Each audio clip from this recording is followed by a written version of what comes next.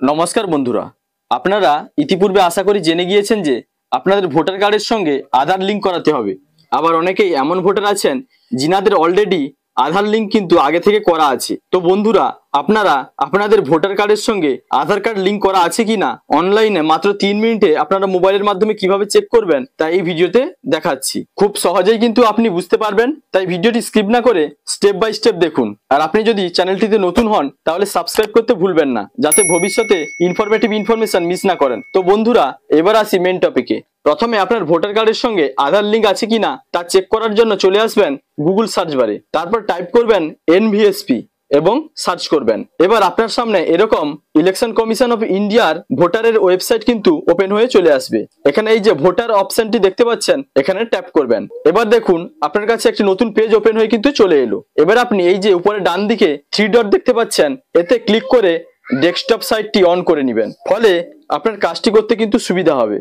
এবার এই সাইটে আগে থেকে যদি আপনার পাসওয়ার্ড তৈরি করা না থাকে তাহলে আপনাকে কিন্তু পাসওয়ার্ড তৈরি করে নিতে হবে। তাই এই যে সাইন আপ অপশনটি দেখতে পাচ্ছেন, এতে ট্যাপ করবেন।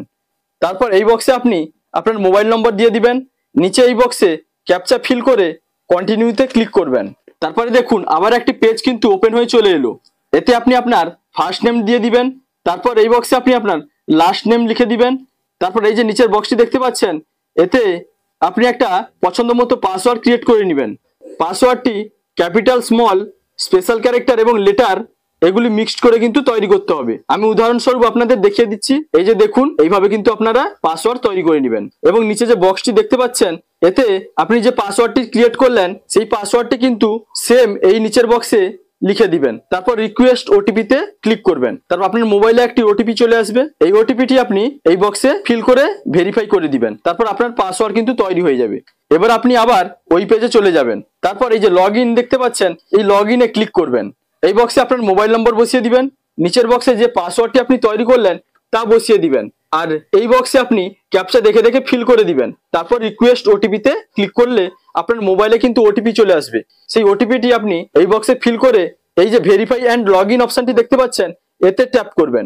তারপর আপনি এনভিএসপি এর অফিসিয়াল ওয়েবসাইটের মধ্যে লগ ইন হয়ে যাবেন। এবার আপনার ভোটার কার্ডের সঙ্গে আধার লিঙ্ক আছে কিনা তা দেখার জন্য আপনি এই যে দেখতে পাচ্ছেন আধার কালেকশনের একটি অপশন রয়েছে, এতে এসে এই ফিল ফর্ম 6B এতে ট্যাপ করবেন। এবার দেখুন এভাবে একটি নতুন পেজ কিন্তু ওপেন হয়ে চলে এলো। এখানে আপনার এপিক নম্বর, অর্থাৎ যে ভোটার কার্ডের সঙ্গে আধার লিঙ্ক আছে কিনা চেক করতে চাচ্ছেন সেই ভোটার আইডি নম্বরটি এখানে ঠিকঠাক ভাবে লিখে দিবেন। তারপর ভেরিফাই অ্যান্ড ফিল ফর্ম এতে ট্যাপ করবেন।